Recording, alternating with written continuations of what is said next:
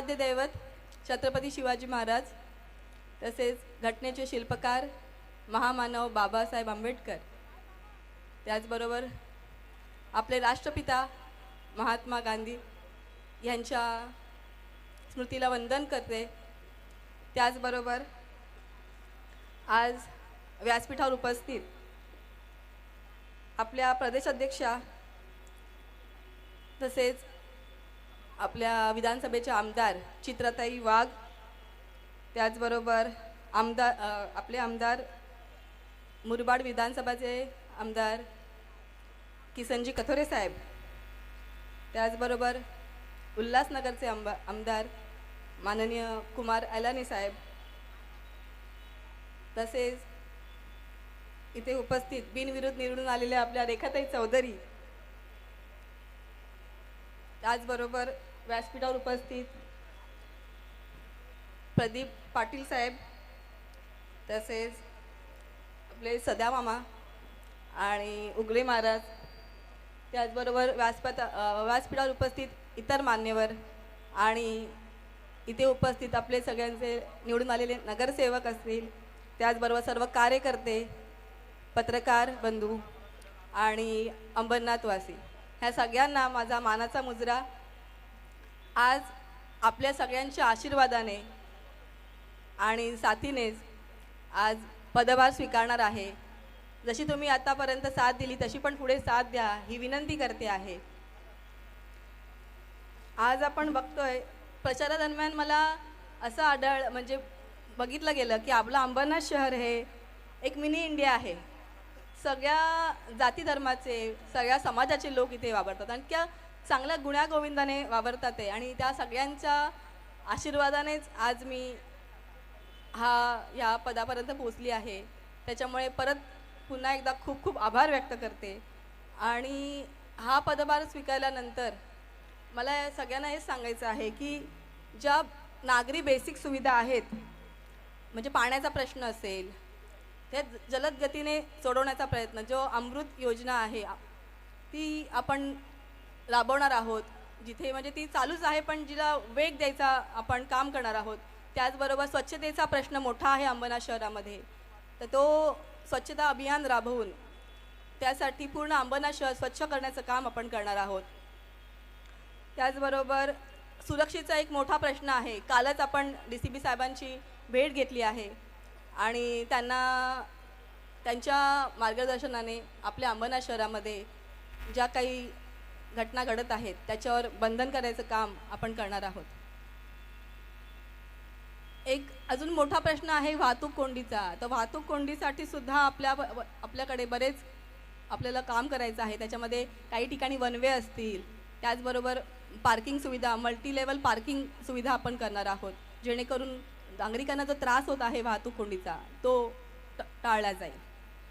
त्याचबरोबर आपल्या नगरपालिकेमध्ये 19 शाळा आहेत नगर परिषदेच्या, त्यांचा दर्जा उंचवण्याचं काम आपल्याला करायचं आहे, जेणेकरून तिथली पटसंख्या वाढेल आणि जास्तीत जास्त नागरिकांना आपल्या या शाळेचा लाभ घेता येईल आणि शिक्षणाचा चांगला दर्जा आपण वाढवण्याचा पूर्ण प्रयत्न करणार आहोत। त्याचबरोबर आपल्या अंबरनाथ शहराची, आपल्या नगरपालिकेची वेबसाईट आपण आणणार आहोत, जेणेकरून जो नागरिकांना त्रास होत आहे की आता आपले कष्टकरी आणि इतके नागरिक अक्षरशः सुट्टी घेऊन त्यांना इथे लाईन लावावी लागते बिल भरण्यासाठी, तर त्यासाठी आपण वेबसाईट आणणार आहोत जी आहे तिथं, आणि ॲप पण आणणार आहोत, जेणेकरून पेमेंट असेल, कंप्लेंट्स असतील, काही सुखसुविधा मिळत नाही म्हणून कंप्लेंट करायच्या असतील त्याबरोबर आपल्याला जो आढावा पाहिजे असेल आपलं काय काम चालू आहे त्या सगळ्या सुविधा आपल्याला आपल्या वेबसाईटवर अवेलेबल होतील आणि नागरिकांचा जो त्रास होत आहे तो कमी करणार आहोत। त्याचबरोबर मी तुम्हाला सांगू इच्छिते की बरीच कामं आपल्याकडे सँक्शन झालेली आहेत, पण त्याची जी मंदगतीने कामं चालू आहे त्याची अडचण दूर करून जलद गतीने कशी करता येईल हा पुरेपूर प्रयत्न आणि त्याचा पाठपुरावा मी करणार आहे। त्याचबरोबर अजून एक गोष्ट आहे की आपले सगळे ठेकेदार मंडळी जी आहेत, जे आपले कॉन्ट्रॅक्टर्स आहेत, त्यांना एवढीच विनंती आहे की दर्जेदार काम आम्हाला पाहिजे, की जेणेकरून जे आत्तापर्यंत झालं ते ठीक आहे, पण त्याच्या पुढे जे काम होईल ते दर्जेदार झालं पाहिजे आणि त्याच्यानंतर आपण त्याचं पाहणी करणार आहोत आणि जर दर्जेदार काम आपल्याला निदर्शन आलं तर बिल थांबवलं जाणार नाही. बिलाची सुद्धा प्रक्रिया एकदम फास्ट होणार आहे, त्याच्यामुळे आपल्या कामाकडे त्यांनी लक्ष द्यावं एवढंच मी त्यांना सांगेन. त्याचबरोबर सभागृहातली सगळे सदस्य जे असतील त्या सगळ्यांना मान दिला जाईल. विरोधी पक्ष असेल किंवा आपल्या पक्षात ह्याच्यातले असतील सगळ्यांना मान दिला जाईल. जनतेच्या हितासाठी आपल्याला काम करायचं आहे, विकासाचं काम करायचं आहे.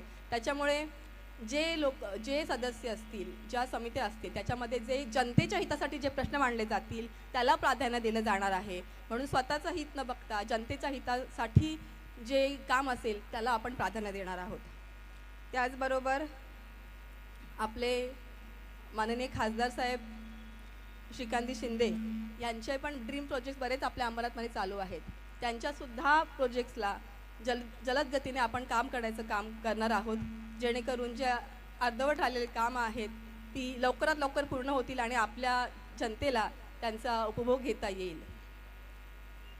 जास्त न बोलता मी अजून एक फक्त एवढीच तुम्हाला सगळ्यांना सांगणार आहे की आपले मुख्यमंत्री देवेंद्रजी फडणवीस साहेब, त्याचबरोबर आपले नगरविकास मंत्री उपमुख्यमंत्री शिंदे साहेब आणि आमचे प्रदेश अध्यक्ष आमचे मार्गदर्शक रवींद्र चव्हाण साहेब यांच्या मार्गदर्शनाने आणि सतत त्यांच्या पाठपुराव्यानेच हे सगळं शक्य झालं आहे आणि त्यांच्या पाठपुराव्याने त्यांच्या मार्गदर्शनाचं पुढचं काम आम्हाला करायचं आहे.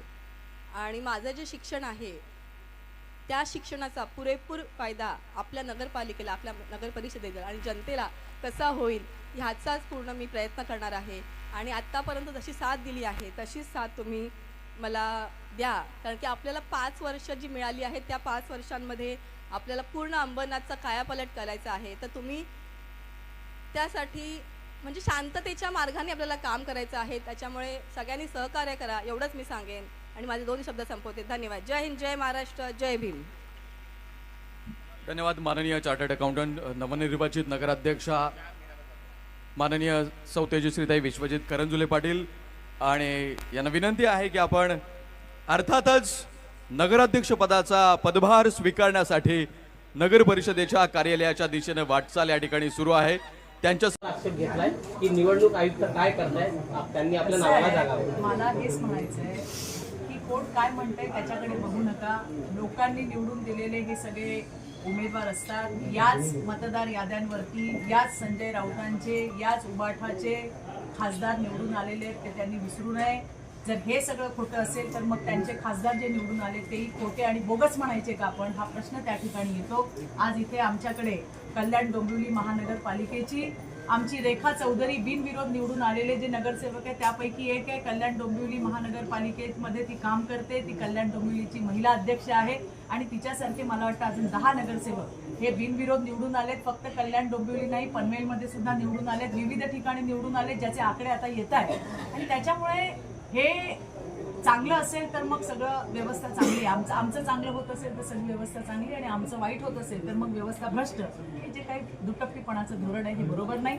यांनी सगळे मुद्दे मांडून झालेत, वोट चोरीपासून सगळ्या बोमा मारून झालेल्या आहेत, परंतु लोकांना खरं काय आहे ते लक्षात आलं. यांचा फेक नरेटिव्ह जो यांनी लोकसभेमध्ये क्रिएट केला होता तो खोटा ठरला. तेही लोकांनी 6 महिन्यांनी झालेल्या विधानसभेमध्ये दाखवून दिलं. मला वाटतं यांना आत्मचिंतन करण्याची गरज आहे की आपण कुठे कमी पडतो, तिथे त्यांनी लक्ष देऊन आपला पक्ष कसा वाढेल हे बघितलं पाहिजे असं मला त्यांना अंबरनाथच्या विजयामध्ये बातमी आवडली असेल तर लाईक करा, शेअर करा आणि शिवअंबर न्यूजला सबस्क्राईब करा.